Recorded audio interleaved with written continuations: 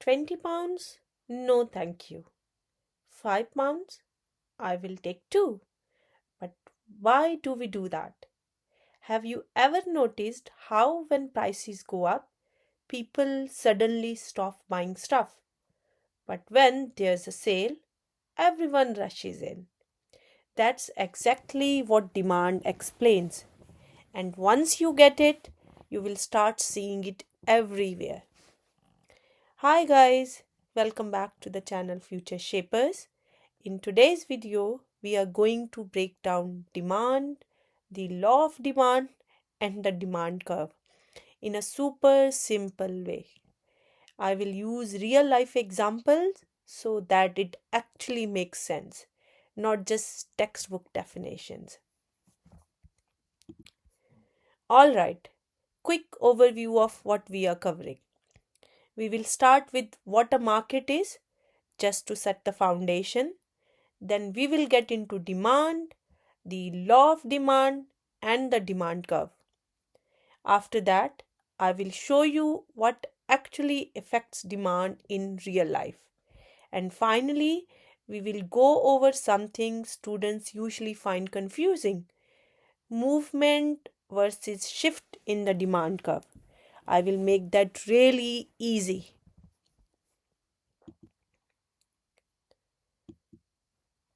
So, first, what exactly is a market? A market is basically any place where buyers and sellers interact.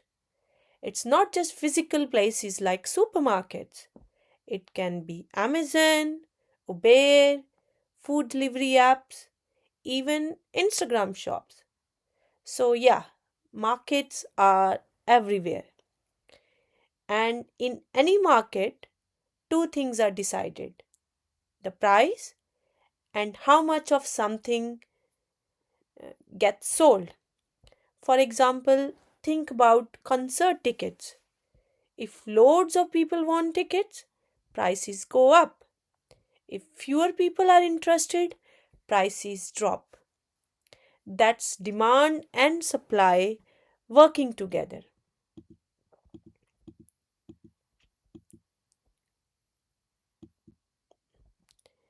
Now, let's talk about demand. Demand is basically how much of something people are willing and able to buy. That's able part is very important.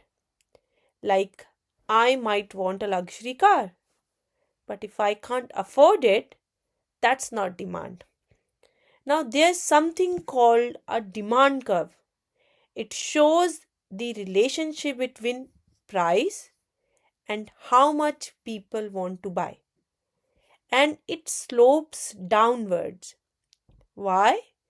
Because when prices go up, people buy less. When prices go down, people buy more. Let's say pizza, £20, you are like, no thanks. £10, maybe. £5, now you are buying it. That's exactly how demand works.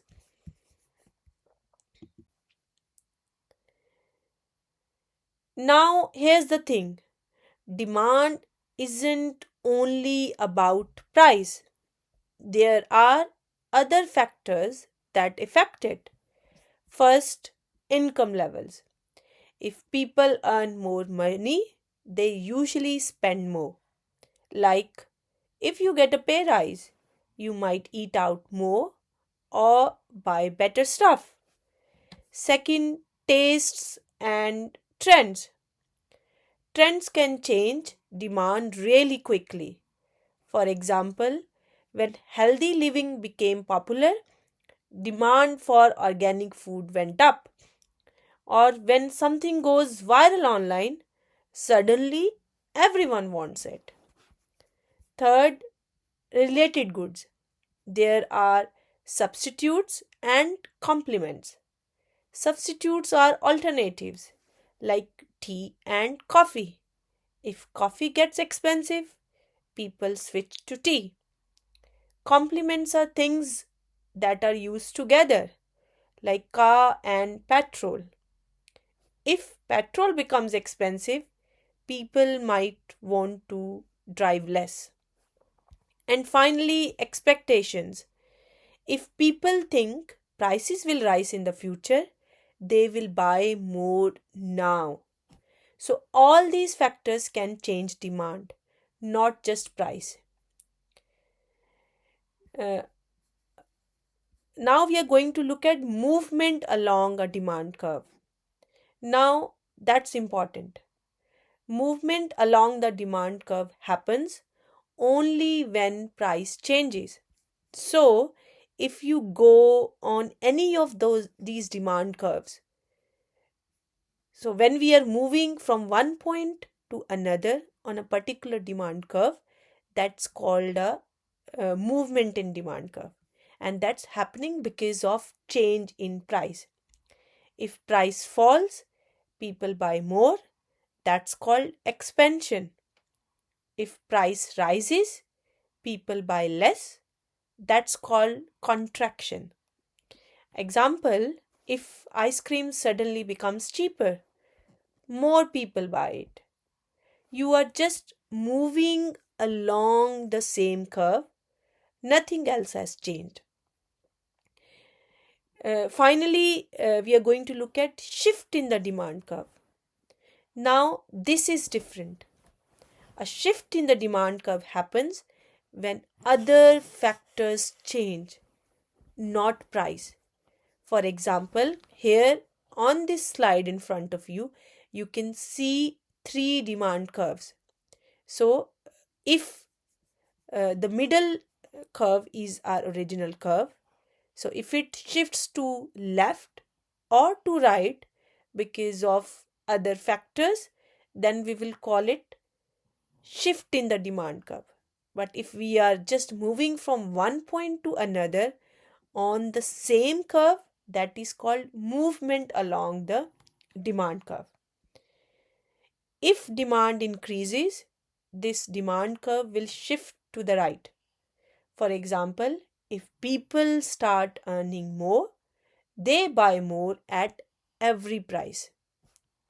If demand decreases, the curve shifts to the left.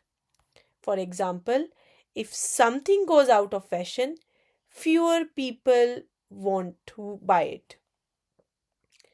So, the easy way to remember it is if price changes and there is change in demand because of that, that is called movement along the demand curve. If demand curve moves to left or to right because of other factors, that is called shift in demand curve. Once you get it, it becomes really simple. So let's quickly wrap this up. Demand is what people are willing and able to buy.